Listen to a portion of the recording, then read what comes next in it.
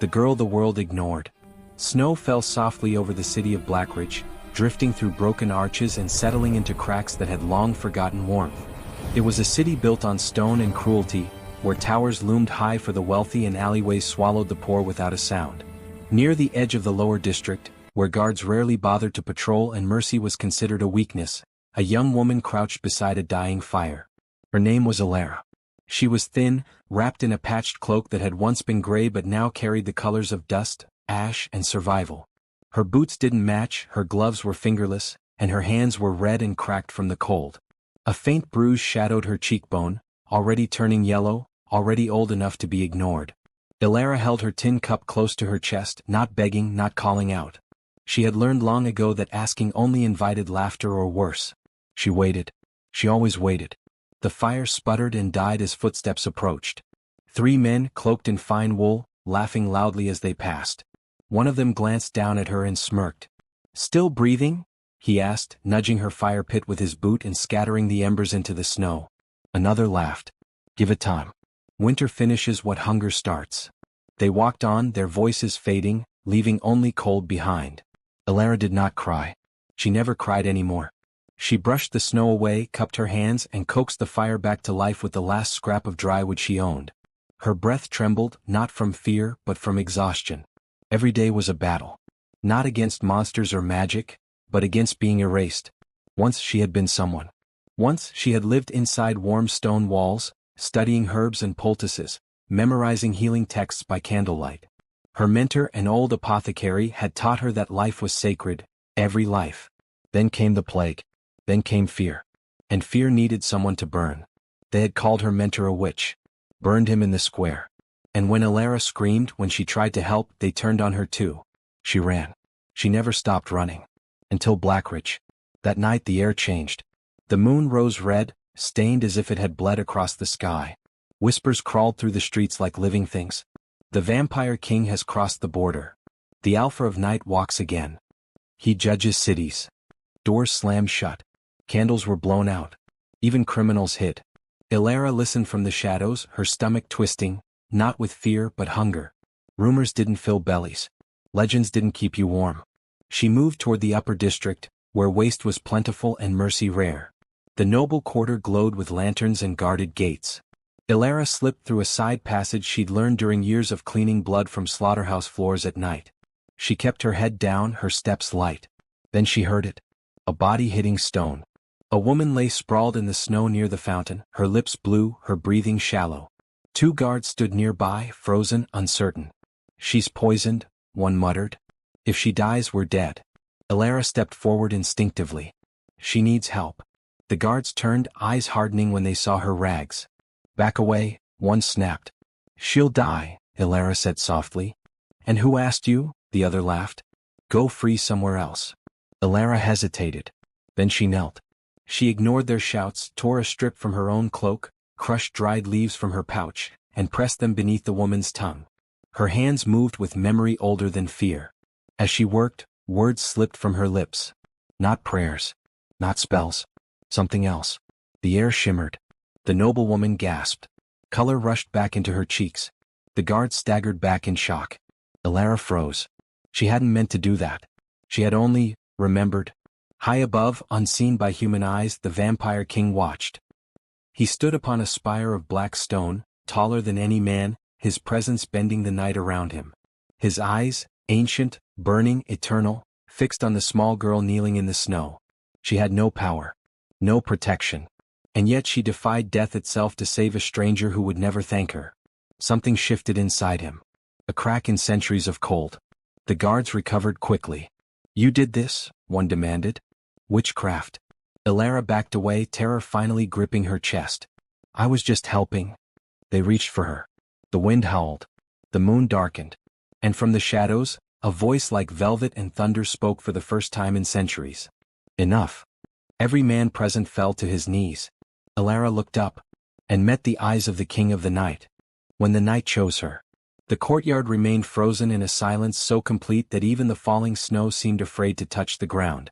Alara stood at its center, her breath shallow, her heart hammering against her ribs as if it were trying to escape her chest.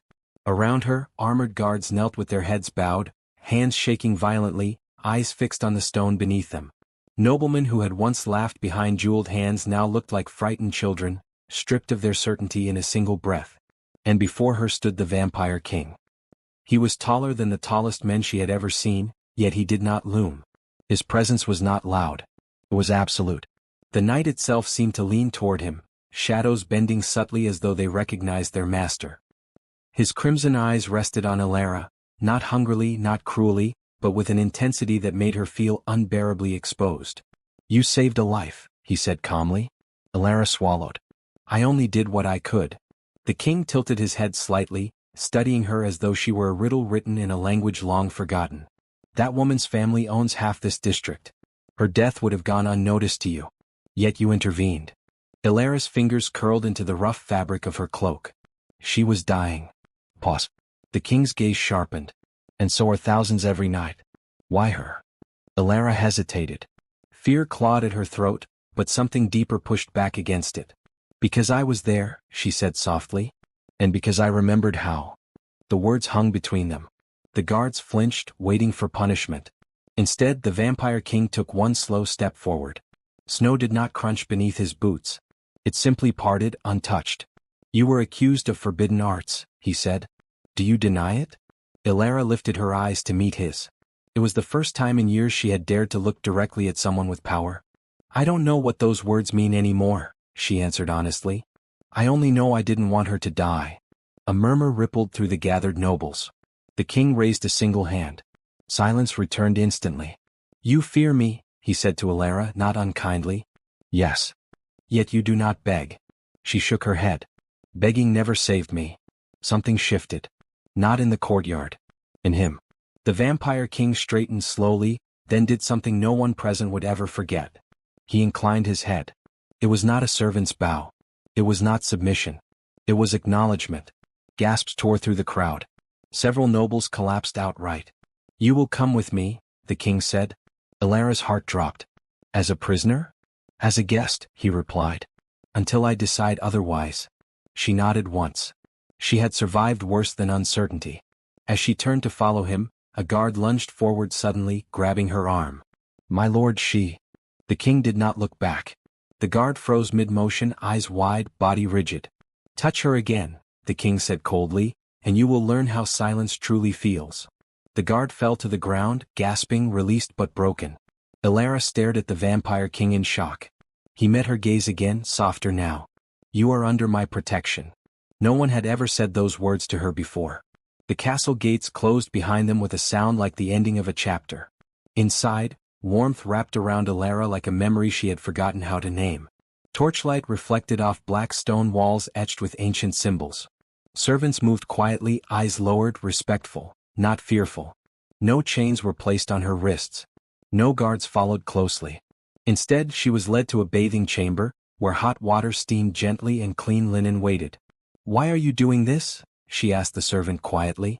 The woman hesitated. "Because he commanded it." Elara bathed slowly, scrubbing away layers of dirt and blood and shame. She stared at her reflection afterward, barely recognizing the girl beneath the grime. Bruises still marked her skin, but her eyes looked different now. Less hollow. She was given food. Real food. She ate carefully, afraid it might disappear if she rushed. That night, she was shown to a small chamber overlooking the inner courtyard. It was modest by noble standards, but to Elara it felt like a palace. She did not sleep. She listened to the wind. And felt watched, not with menace but with attention. Days passed. The vampire king did not summon her immediately. Instead, she was allowed to move freely within certain halls. She spoke to servants. Helped in kitchens. Tended wounds without being asked. She refused payment every time.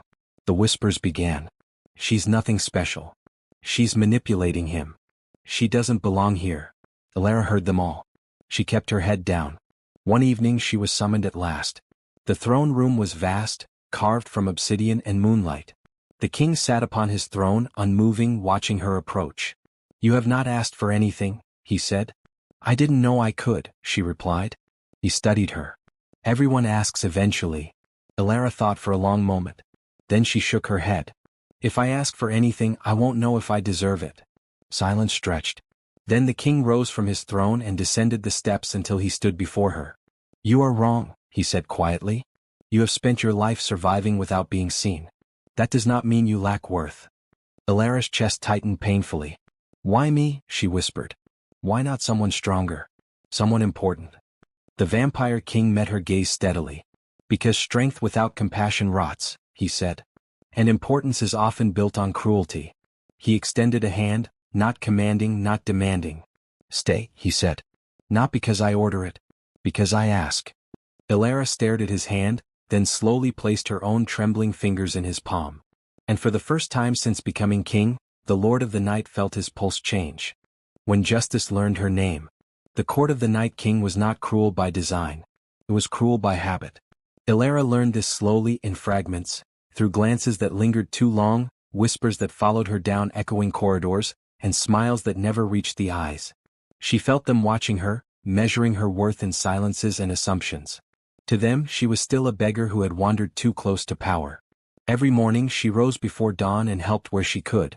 She carried water for servants whose backs were bent from centuries of obedience. She cleaned wounds that had been ignored because the injured were replaceable. She listened more than she spoke. And slowly, quietly, the servants began to trust her. She thanks us, one whispered in disbelief. She listens, another said. She treats us like people. That alone made her dangerous. The nobles noticed. They always did. It began with a rumor. She used forbidden speech. She altered the king's judgment. She seeks influence. Elara heard none of it directly. But Kale did. He heard everything. He said nothing. Not yet. Because true justice did not rush. The accusation came 3 nights later. Elara was summoned to the grand hall, publicly. The hall was filled when she arrived.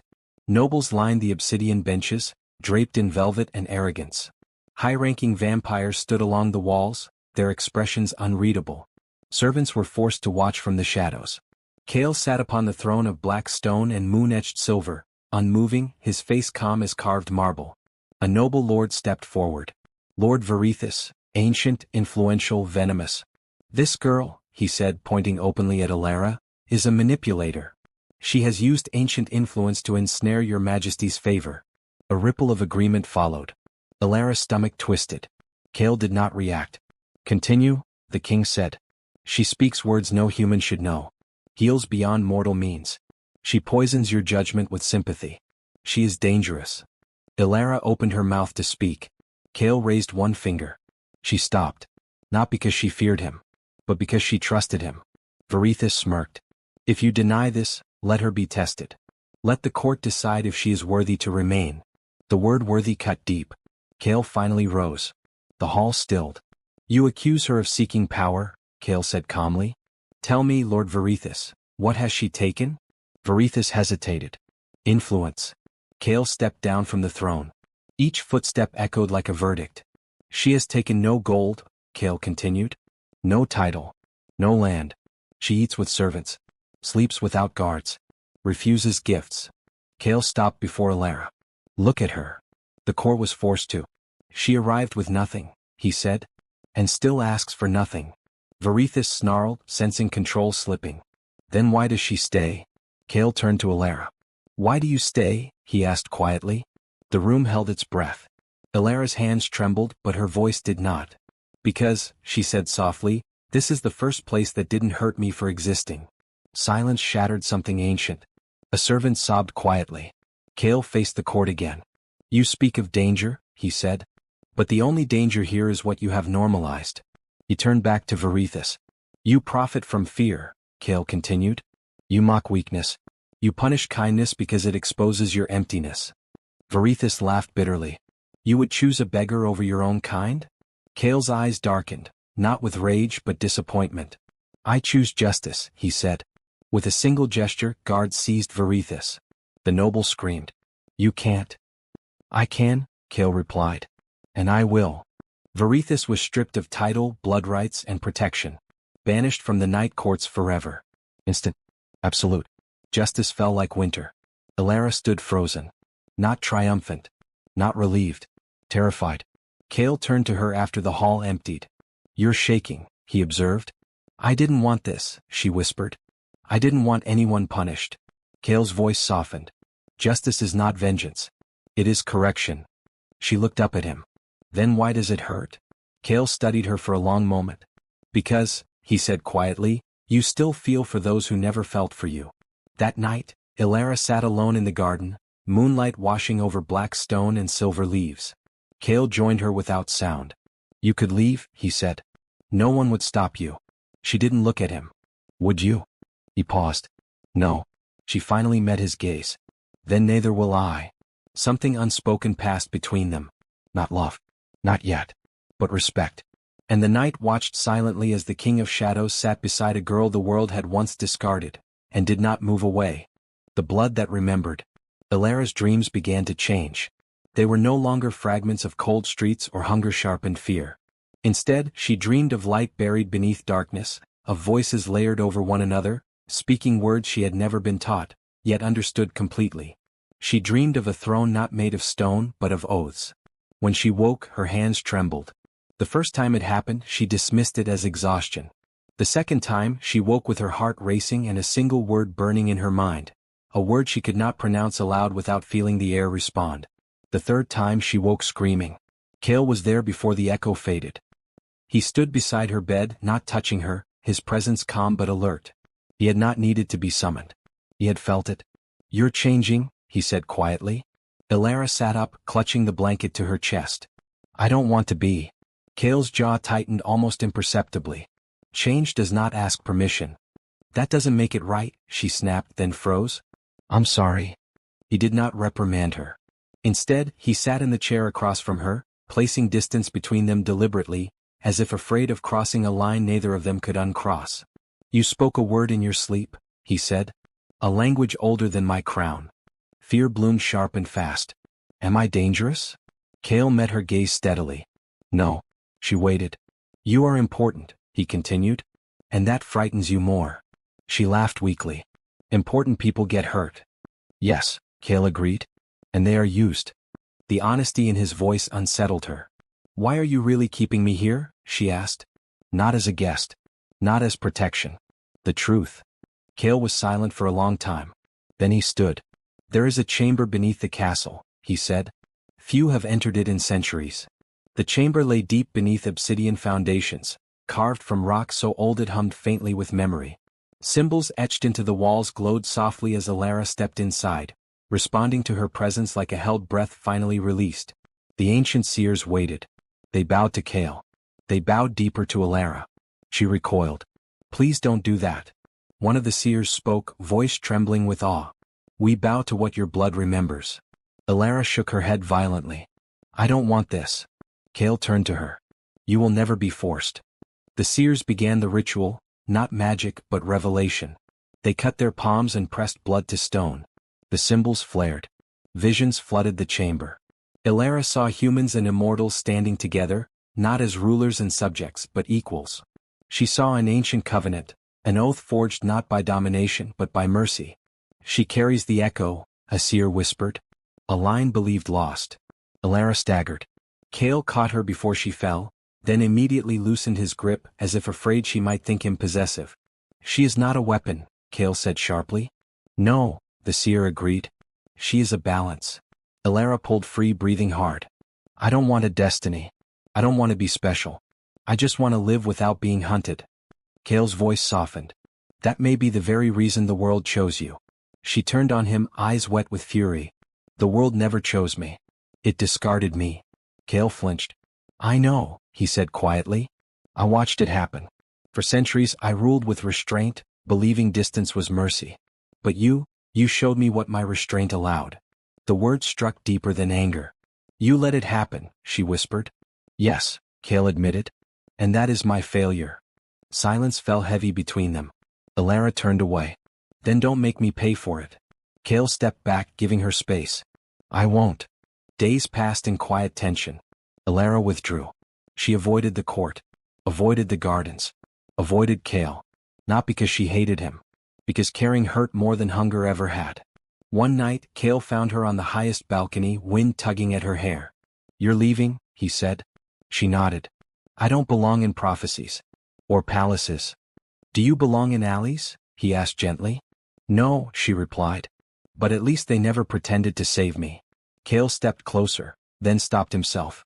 I have ruled through command, he said. I will not rule you that way. She faced him, tears spilling freely now. Then don't ask me to stay. He closed his eyes briefly. I won't, he said. But know this, if you walk away it will not be because you were unworthy. It will be because you chose yourself. She searched his face, expecting manipulation. She found none. Slowly, painfully she reached out and took his hand. I choose, she said, voice breaking, to stay. Cale froze, not with hunger, not with dominance, but with reverence. Their hands remained joined. Nothing more. Nothing less. And for the first time in centuries, the Night King understood that power meant nothing without consent, and destiny meant nothing without choice. The queen who stood. The night Alara chose to stay, the castle felt different. Not louder. Not brighter. Where? The ancient stones beneath Blackspire Castle hummed softly, as if something long asleep had finally shifted in its rest. The wind no longer pressed against the towers like an enemy, it circled them like a guardian. Alara felt it as she stood beside the tall windows of her chamber, watching the moon rise whole and pale instead of bleeding red. She was no longer running. And the world noticed. The attack came at dawn. Not with chaos but with ceremony. A delegation of elder nobles and high-ranking vampires demanded an emergency council. Their words were polite. Their intentions were not. She must be removed, one elder declared. Before balance becomes rebellion, said another. She is human, they reminded Cale. And humans break. Alara stood in the shadows as they spoke about her like an object misplaced. Cale listened. As he always did. Then he rose. For centuries, Cale said calmly, you have mistaken dominance for order, fear for loyalty, silence for peace. One noble scoffed. You would tear tradition apart for a girl? Cale turned. She is not a girl, he said. She is the proof of what you denied. At his gesture, Alara stepped forward. Her heart pounded, but she did not shrink. Not anymore. Tell us, an elder demanded coldly, what gives you the right to stand here? Alara met their gazes one by one. Nothing, she said honestly. No crown. No bloodline you respect. Whispers spread. But, she continued, voice steady, I know what it is to be powerless. And I know what it costs when those with power look away. The elders bristled. You speak boldly for someone with no protection. Alara turned to Cale. Then back to them. I am not protected, she said. I am chosen. Silence thundered through the hall. The final test was demanded. Ancient law. Trial of balance. If Alara failed, she would be exiled forever, memory erased, name forbidden. If she succeeded, the old order would fall. Cale did not argue. He would not take her choice away. The Chamber of Oaths opened for the first time in centuries. Alara stood alone at its center. No weapons. No guards. No king beside her. The ancient language rose unbidden to her lips, not as command but as request. The chamber responded. Not with fire. But with light. Memories flooded the stone, kindness repaid, cruelty exposed, justice delayed but never denied. The room weighed her heart, not her blood, and found her true. The elders fell back in terror. She cannot be controlled, one hissed. Alara turned to them calmly. Neither should power be. The rebellion collapsed without battle. Because tyranny cannot survive being seen. Cale descended the throne steps slowly. Then before the court, before immortals and mortals alike. He knelt. Not as a king surrendering power, but as a ruler recognizing equal will. I ruled through restraint, Cale said. But restraint without compassion is cowardice. He lifted his gaze to Alara. Rule with me, he said. Not above. Beside. Alara's breath caught. She reached out, not to crown herself, but to lift him. I will not rule through fear, she said. Nor through destiny. But through choice. The crown formed not of metal, but of oath. Months later the lower districts changed first. Food stores opened. Protection extended. Laws rewritten. Alara walked the streets where she once begged. No one knelt. They smiled. She had not become untouchable. She had become reachable. At sunset, she stood beside Cale on the highest balcony. You could have ruled alone, she said quietly. Yes, he replied. And been empty forever. She leaned against him, not owned, not claimed. Chosen. Below them, a city learned what justice looked like when guided by kindness. And far beyond the castle walls, stories spread. Of a vampire king who learned to kneel. And a homeless girl who taught the night how to care.